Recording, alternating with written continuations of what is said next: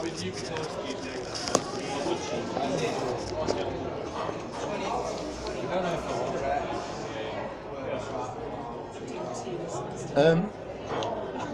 were talking about Mike Lee, the director.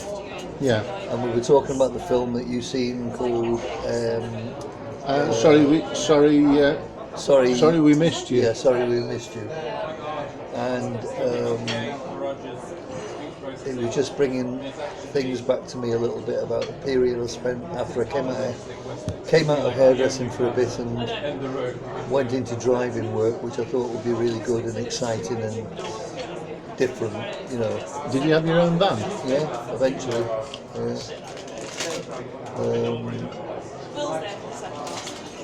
Yeah, I had a red Astromax, Vauxhall Astromax. Yeah. How big is that van then? Just like a car garage van, basically, not a big van, but like a car but with a van end to it, sort of thing. So my dad actually used to come with me sometimes if I got a long job, but I think he worried about me a bit. What you mean? He worried about you being alone on the road? On the road, yeah. So if he could, he used to come. If I had a particularly long trip, like top of Scotland or something like that, he'd come with me. Was your dad retired at that point? Yeah. Bless his heart. Yeah. Because he really did do some stuff for me, my dad. Well, I think because he probably was a hard-working man, he maybe with a responsible job, he maybe didn't have as much time as when you were younger. You know, when you were younger, maybe didn't have so much time to spend with you because of his hard work his and job, everything. And made up for it later, possibly. So basically, I'd done hairdressing up to about 1972 to about 1986 solid. And then I ran a little newsagent in Winkerbank, which is an area of Sheffield famous for the boxing trainer. I forgot what's his name. Brendan Ingle. He had his gym just around the corner from our shop in Winkerbank.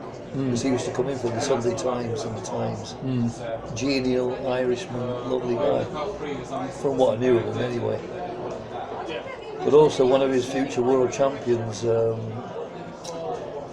Mohammed, what was his name now?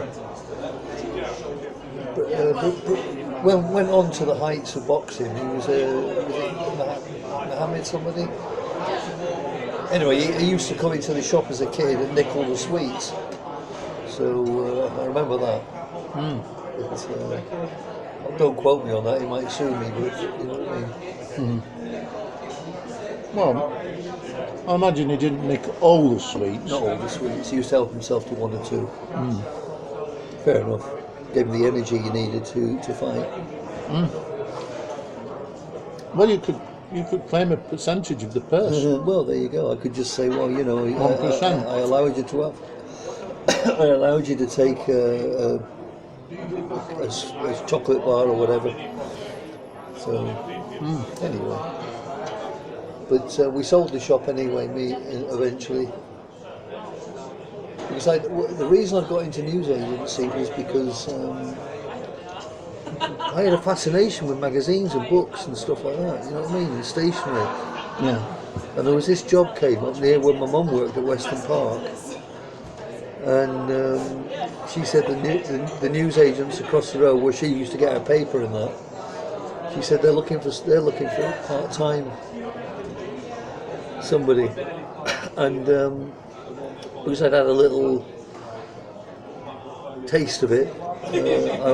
Well, actually, I didn't, because it was the other way around. I had a taste of it at Broome, at Weston Park area, and then I went to have my own shop with my dad and everything down in Winkerbank. So I don't know. Don Hunt was his name. He was a lovely guy actually, and eventually he trusted me enough to let me get up and start the day off, right? You know, because he was getting on a bit. You know what I mean? So I did, and it was good. I enjoyed it. I quite enjoyed it. And then so we took on the one at Winkerbank, and that was okay for a year or so. Then it faded, and we didn't have the heart for it, so we sold it. And the reason I got into courier work from that was because the prospective buyer of our shop was a motorbike courier out of Southampton. He said, I'm a courier. I said, well, what do you do? He said, I'm a courier. And he explained to me what that was, etc. And I said, oh, sounds great. He says, yeah, I can earn about 500 quid a week easy, you know what I mean? I said, I won't mind having a crack at that. He said, well, I'll try some of the courier firms local and see if you can get your foot in the door. And I did get my foot in the door with DDS Distribution at Rotherham, with whom I still keep in touch, albeit on not a regular basis, but you know, they've got some characters there, John, Colin and people like that. So it was okay, but driving up and I'd never, although I'd travelled around a lot, I never. I wonder if anyone's ever done what do you call it, a comedy about the driving thing. Possibly. You know, a situation comedy about people doing driving work. Well, it could be based in the office of the transport company. That might be better because they're dealing with people all over, they're drivers all over the country. Yeah. And things can go wrong, and it can look like it's a nightmare, and then it rectifies itself. I suppose you could try a pilot. You know, Douglas Bader, is he knocking about? I saw Douglas Bader on This Is Your Life. Had loads of people come and offering free prosthetics or something? Well, just giving tribute basically. No, it was in tribute. He was a man. But yeah. No, he was a hero, wasn't he? Really? Yeah. Yeah, it was. I think. Have you ever seen Reach for the Sky? Yeah, Kenneth Moore and whoever else. Yeah, and. But I remember when my uncle went on to be a pilot, and my dad wanted to be a pilot, and my uncle served in the Second World War as a Lancaster bomber pilot, and or a Wellington. I can't remember if it was Lancasters or Wellingtons. Well, Lancaster had 4 engines. Did they? And the Wellingtons were designed by Bonds Wallace, yeah, who did the bouncing bomb. Yeah. So that's interesting, isn't it? Yeah. And that's relevant to our part of the country where we are now, because they used to practice on Ladybower, didn't they? Yeah. Which is just around. Which you should emphasise as a dam. Yeah. You know, not an actual lady who's just happened to have wandered out near the big pond. You know, near Chatsworth House, yeah, okay. And you know, and some fanatical pilots having a go at her for because she was miscast in Downton Abbey or something like that. Sorry, I went off on a bit of a tangent there. Oh, that's good. That's good. Yeah. Do you think? But I could imagine you could have a go at writing a script. I could. About. I could write a script about every job. I could write a script about every job I've done. Probably. Or maybe you could do like 4 different. I'd like to be able to write a script, but there's a know-how about it. It's how do you get it? How do you do it? Do you know what I mean? Well, I think. How do you capture the characters that are in it? How do you do it? Well, I think. Well, I mean, I'm not an expert, but I think you'd probably just do it on a typewriter, because you know, on a word processor, because then you can, rather than edit being it printed out, yeah. you can sort of say, oh, maybe let somebody else be a judge of it as well. Otherwise, I can imagine someone like you who's very particular about how you do things. You could write something, you know, really quite good, and then think, oh, that's rubbish, and then scrub it all out, sort of thing. So I think maybe you ought to allow other people, before you have some kind of deal where before you scrub everything out, you let somebody look at it and say, well, I wouldn't scrub it all out, guys. I think it could be a bit longer or a bit better. See what I mean? Yeah. Because you might, if you get in a bit of the mood, you might sort of like think, oh no, all this is rubbish. I should never have tried it in the first place. And you'll then end up, you know, you'll have actually written something quite good with just a little bit of polishing, and it might be just the job. Yeah. And then your talented filming son, you know. Yes, he's a good boy. Yeah. Well, we only got the one son, as far as I know. Yeah, he's a good boy though. Yeah, and you know, I mean, if he was impressed with it, you know, What? well, you could do like a little. What? You could, if you found some willing actors. Yeah. I mean, filming a scene in an office. I mean, he did that 20-minute film about Japan. Yeah. So all you need is. And he superimposed the music on it as well. Yeah. Somehow. So all you need is you know, like maybe, you know, enthusiastic people who got some acting ability. You know, playing. Me then, isn't it? Yeah. About three or four different parts. You know, and then I suppose what you could do is have somebody start, you know, at the start of it, sort of thing. Maybe remembering what happened that day, or even years before. So you could have a you and a younger you. You could even get Alex to play the younger you. You know, and you could be in the, you know, you could be in the sort of the driving meeting place office these days when things have slightly changed with all the technical equipment and everything, and then Alex could do the one 20 years before, you know, whenever you were in your 20s or, you know, getting on for 30 or whatever, and then and how it was back in those days. Anyway, but I'm sure you could have a stab at a one-off thing. Yeah, definitely. And then because what you call it, you know, the guy who did Dad's Army. Arthur Lowe. No, the guy who wrote it. Oh, Ian Lefferis. No. It was that guy. He wanted to write. He wanted to be the Spiv guy. He wrote that Beck. Dad's Army. James Beck. Yeah, well, he was played by James Beck, but the guy who wrote it intended that part for himself. Somebody Croft or something? I think it was David. Was it David Croft and somebody else? Yeah, possibly. Yeah. Anyway, he wrote that part for. My favourite comedy writer is the guy from Only Fools and Horses. Oh yeah, excellent. He's the man. Yeah. I mean, even Roger Lloyd Pack, who played Trigger, Yeah. he was extolling his virtues. What's his name? Yeah. Great writer, brilliant writer. Yeah, I know they had to. It's all very well having the writing, but you need the actors to go with it, obviously. But that was superb, absolutely brilliant. And Roger Lloyd Pack he rated him so highly. I think all the cast did. And he said there was a bit of Dickensian in his writing. You know, obviously more up to date, but you know what I mean. I ought to read. I have a fancy to read some Dickens. You know, I don't know where to start. Which is the best way to start with? I wonder. Have you ever read any of his stuff?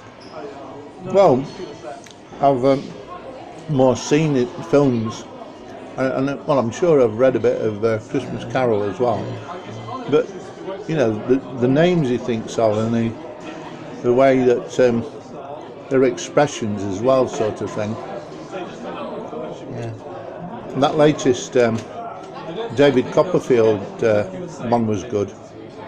That latest, I think it was done last year, and that was very very interesting way it was done, sort of thing. Yeah, but I mean, But talking about yourself, I think it's worthwhile having a go at, a sketch of, just one scenario.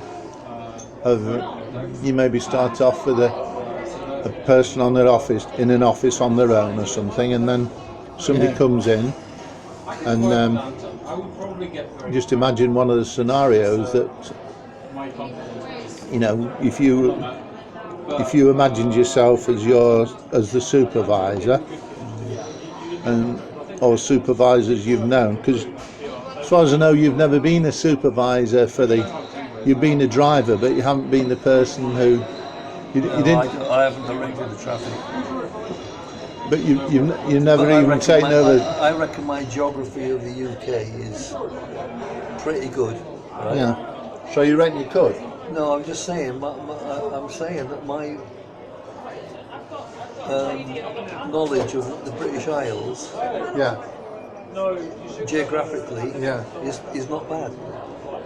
Well, that sounds a bit big-headed and a bit, conceited, but I don't mean it.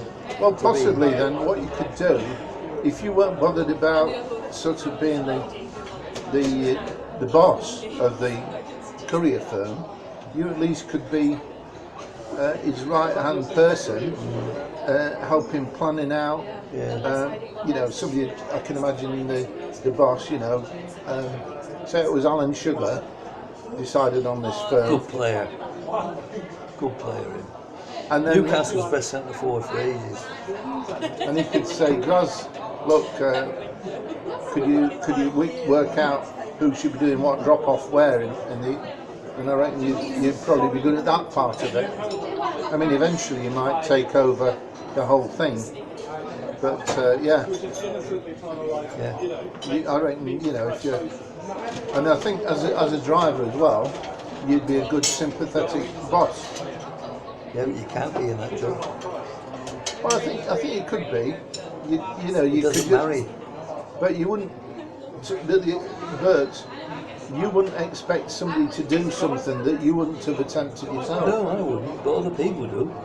No, but I mean, but it's good. It's good to have a good. The best thing is to have a good name rather than a tough reputation. I mean, you will get the odd person taking advantage of you, but it's far better to have a good heart and have people take advantage of you than be a real rat bag of a person who gets loads and loads of money.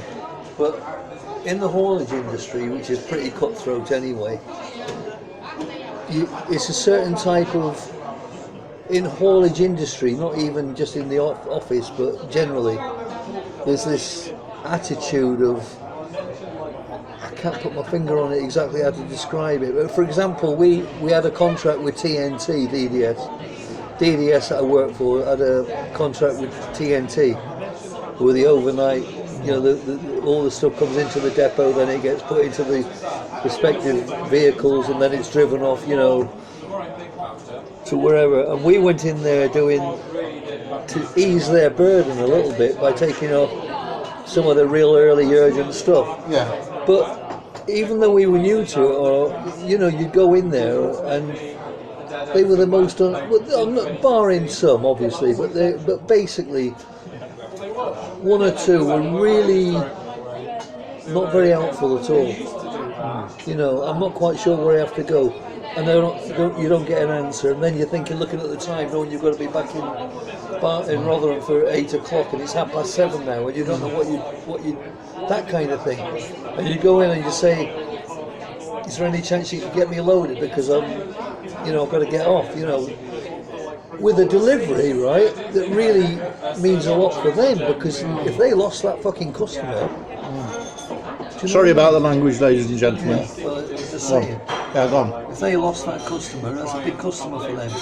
So when we go in to pick up, to take it out to, where it's going, we should. I'm not asking for respect, but we should at least, somebody should be able to help us or guide us and make the thing run smoothly. But sometimes in that industry, not necessarily at TNT, but at other places, it was what was it? I've lost track of what it was now. You were people not being considerate and expecting too much and not. Quite rude, actually. Quite rude and a bit brusque and a bit lavish. Do you know what I mean? And that's like a polar opposite to me. I mean, I'm more interested in talking to women than I am with blokes. I feel more comfortable with women, generally, than I do with blokes. I don't get into this bloke culture thing. Never have done. Never. Don't like it. I like talk. You know, I like the banter you get in a hair salon. On the, you know, the women, when I was doing women's hair, I did gents as well. But women are much more amenable and much easier to talk to, I think. And I don't like doing blokes hair, partly because I think I've never felt comfortable doing it, ever. So, anyway, I'm going off on a tangent. So you'd rather have a meaner bull than a nasty cow? Well, if you want to go down the joke road all the time. Well, not all the time. It's just a lay-by. But it's not funny. Oh, don't laugh then. I'm not laughing. You go to like trending something wrong, like it's always someone or like. Yeah, but you told me about some very interesting encounters you've had delivering and stuff, and I've empathised when I first started, like I say, the guy at the guy that bought the shop off us, and kind of, you know, said potentially what a good job it was, and I was ready for a change. Big mistake, really.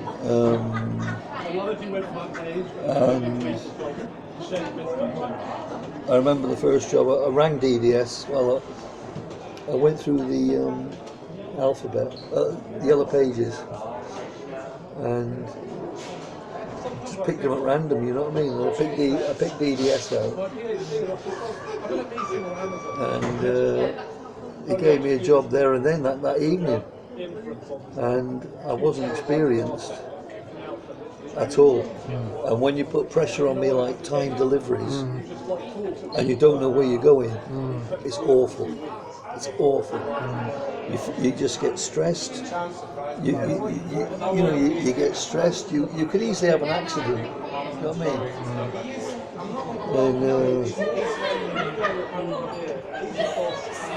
Yeah. Well, it sounds.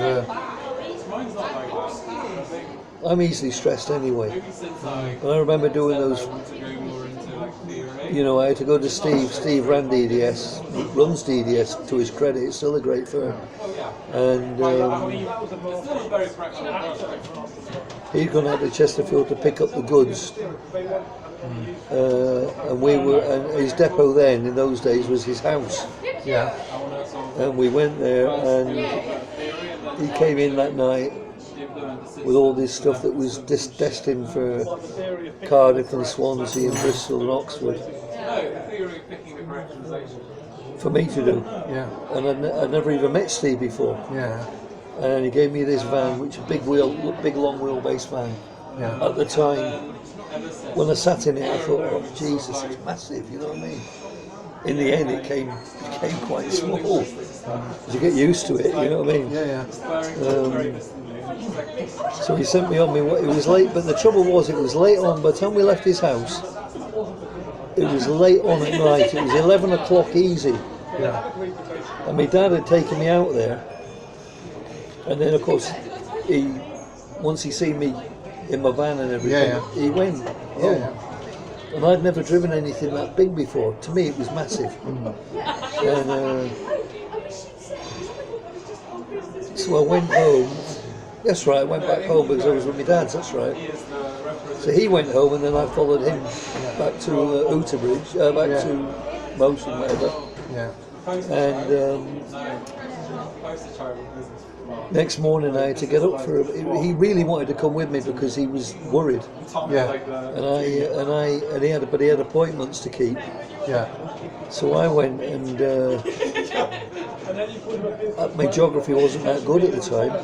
I went down the A38. I remember that, heading towards the M5, which I headed towards the M5 to get onto the M50 to go down towards Wales, and then hit the A4 up to Swansea, then come back to Cardiff, and then go right the way along to Bristol on the A4, and then up to Oxford. Too much. I didn't know what I would do. I was so tired. You know, with having been up all night. Yeah. I was so tired, man. Well, I mean, and did they have the rule in those days about having to rest after so many hours? Not in vans, no.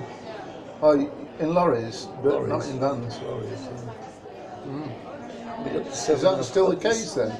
Yeah, 7.5 ton upwards, you've got to have a tachograph. Yeah. And with the tachograph, digital tachograph now, Yeah. but if the police do stop you, but you've got to hand them in every month anyway for the Department of Transport. So basically, I didn't know how it worked. Well, I was already driving vans, so it didn't matter. But I do remember having one job where for Sutherland's who used to make meat spreads. Yeah, I thought you meant that one. I had a job for them at Kiverton. Yeah. I went out there in our DDS sent me out there in this little red Ducati van, transit van basically, and we got out to Kiverton, and the guy says, "What vehicle are you driving?" I said, "This red one here," which was a bit decrepit, by the way. And he said, "Oh, that's no good. You can't. You're gonna have to drive one of our smaller lorries." If you like. Never driven a lorry before. I had to go to Tyneside, Newcastle, then up to Edinburgh, and then back to Sheffield. Doesn't sound too bad, 2 drops, you know what I mean? But when I got to Tyneside, I was waiting in a queue, right? That loses me time. Yeah. I didn't know how to work the bloody tachograph. There's different symbols on it. One's a hammer, one's a bed, and 2 other ones, I can't remember. And basically, when you're unloading, they said to me afterwards, you should put it onto bed. Because while ever you've got it ticking still, you know, that loses your driver time. Well, I didn't know that at the time. So anyway, I did the deliveries. I did the first one at when was it? Somewhere up north, was it? Yes, it was Newcastle on Tyne. Did the first one, got delivered, got unloaded eventually. Drove up to Edinburgh. Luckily it wasn't the centre of Edinburgh. It was the outskirts, thank God. And so I delivered there. And then I took a break, 45 minutes, which you're supposed to do. And then I just drove back home. And I would have got done big style if I got caught, you know what I mean? Because I didn't stop for tachograph at all. I just thought, fuck it, I'm going on. And well, partly because I didn't know how to operate the tachograph. That was the truth of it. I really didn't know what I was doing. And I thought if I got picked out, I said to when I got back to the thing, back to Sutherland's actually, I said to them, I can't remember if I told them straight. I said I haven't got a clue about tachographs. I said fuck knows. I mean, I just drove. Once I'd done the delivery in Edinburgh, I just headed back home. So I could have got done big style for that, and I wasn't really. It wasn't because I was trying to cheat them or anything. It was because I didn't really know what to do. And then the practical There you go. experiments where I'm trying to get somewhere towards that, but in practice, it's going to, like, I am actively criticising Twinkle's approaches to what I'm trying to do as shit. And then eventually, I'm going to implement the same thing. Which is so annoying. Thank you. Well, we've been about half an hour now, so Anyway, so we'll have another episode another day. Tomorrow, probably. Okay then. Tomorrow, listeners, tune in. Yeah, thanks for watching, and I'll try and stop the machine now. Alright, good night everybody, if you're watching this at night.